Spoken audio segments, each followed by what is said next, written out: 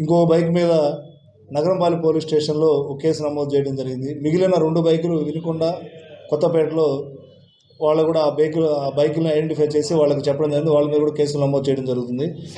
ఎందుకంటే ముఖ్యంగా వీళ్ళు నలుగురు కూడా గతంలో వీళ్ళు ముగ్గురు గతంలో కూడా నేరాలు చేశారు. దీని మీద మన మార్కాపూర్ రూరల్ ఎస్ఐ గారు వాళ్ళ సిబ్బంది నిఘా పెట్టి మా గౌరవనీయులైన మార్కాపురం జిల్లా ఇన్ఛార్జి ఎస్పీ గారైన శ్రీ హర్షవర్ధన్ రాజు ఐపీఎస్ గారి ఆదేశాల మేరకు మార్కాపురం డిఎస్పీ గారైన యు నాగరాజు గారి పర్యవేక్షణలో నేను, మా ఎస్ఐ గారు, సిబ్బంది అందరం కలిసి నిఘా పెట్టి ఈరోజు మార్కాపూర్ రూరల్ ఎస్ఐ గారు ముద్దాయిలని కోమటికుంట జంక్షన్ వద్ద అరెస్ట్ చేయడం జరిగింది. వీళ్ళ ముగ్గురిని రిమాండ్ నిమిత్తం జ్యుడిషియల్ కస్టడీకి ఇప్పుడు పంపించడం జరుగుతుంది.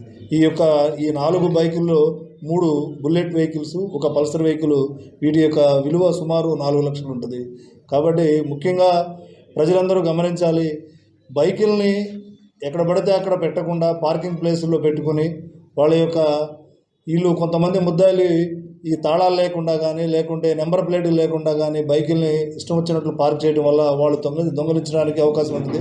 ఇటువంటి నేరాలకు పడిపడే వాళ్ళ యొక్క ఎవరైనా ప్రజల దృష్టికి వచ్చినట్లయితే వాళ్ళు మాకు సమాచారం ఇచ్చినట్లయితే వాళ్ళ యొక్క సమాచారం ఇచ్చిన వ్యక్తుల యొక్క సమాచారాన్ని కూడా గోప్యంగా ఉంచడం జరుగుతుంది.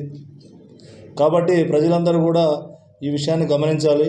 దీనిని పోలీసు వారికి సహకరించవలసిందిగా కోరుచున్నాము. అదేవిధంగా సీసీ కెమెరాలు పట్టణంలో నిఘా పకడ్బందీగా ఉంది. కాబట్టి ఇటువంటి వ్యక్తులు ఎవరైనా ఉన్నట్లయితే మీరు మాకు సమాచారం ఇచ్చినట్లయితే అటువంటి వాళ్ళని నివారించడం జరుగుతుంది.